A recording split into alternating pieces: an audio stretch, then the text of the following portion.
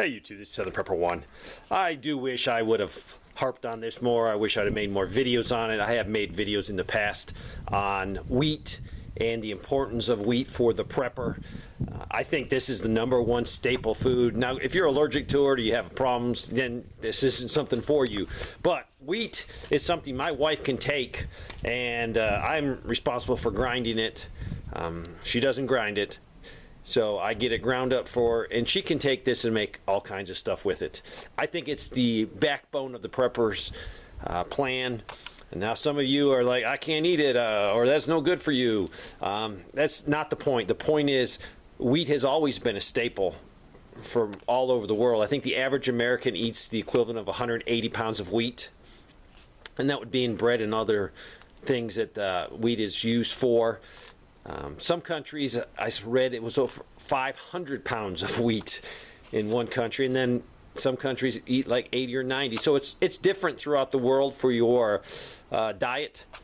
But wheat is important, and wheat is going up. Ukraine and Russia both supply the world with a lot of wheat, and those will probably be offline this year. So we're going to see definitely some shortages.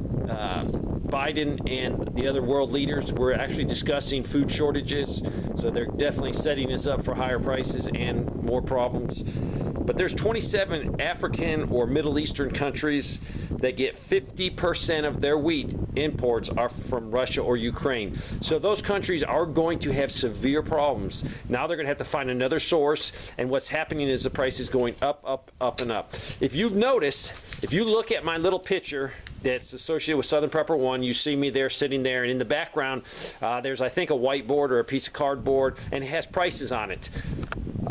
If you look very carefully at the bottom, you will see wheat, $2.60. That's what I paid when I did that video, and that was the online Mormon Cannery Church of Latter-day Saints. That was what was delivered to my house, $2.60 a can, and there's a can right there.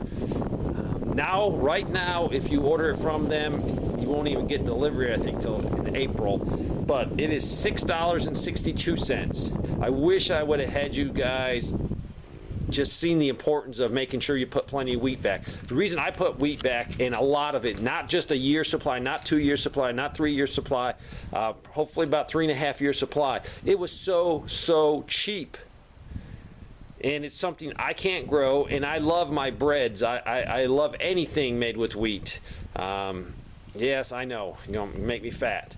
But I love rolls, I love bread, I love pizza dough.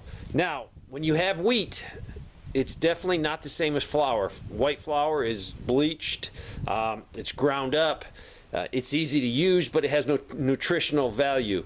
This has some nutritional value. I need to show you one of my favorite things to do with this actual wheat that's been in storage for years and years and years and years. You can sprout it, and it makes great sprouts. So in a grid down situation, that's why I put back so much. If I have to not be able to get any fresh vegetables for a while, I will be sprouting wheat to get something that's good for you, a little bit of green. And typically you don't want it to be green. Typically when it starts getting green, when you expose it to the light, it gets bitter taste. So I keep mine covered, and most people do. But this container right here now is $6.62, which is probably the best deal out there. There's other places you can buy it, probably more expensive, but it was dirt cheap in the day. Now it's not. It's going to just keep going up and up and up until the situation over there stabilizes and we get back to a proper growing season. So think about wheat. Some of you, I know, I have a great buddy, great friend, and he doesn't store any wheat, but that's all right. I got him covered. So I hope he has lots of other good things I can trade for him when he's jonesing for a good loaf of bread. So think about wheat. This is something you can put back, and it's 30+ years. Flour, most places only recommend 10 years, and that's pushing it. So having a lot of wheat is my emergency worst case scenario. I can make, Becky makes some crackers. She can make some tortillas that are out of this world to die for. That in my strawberry jam mix, that would be awesome. So think about it. You might need to include it, but right now, if you do include it, it's going to cost you a lot more, and I'm sorry to say that. So, what do you got? Any questions on wheat? I hope you have stocked it up, because there's going to be a shortage, and it is going to get more expensive, and that's going to translate to everything else you buy that's made out of wheat.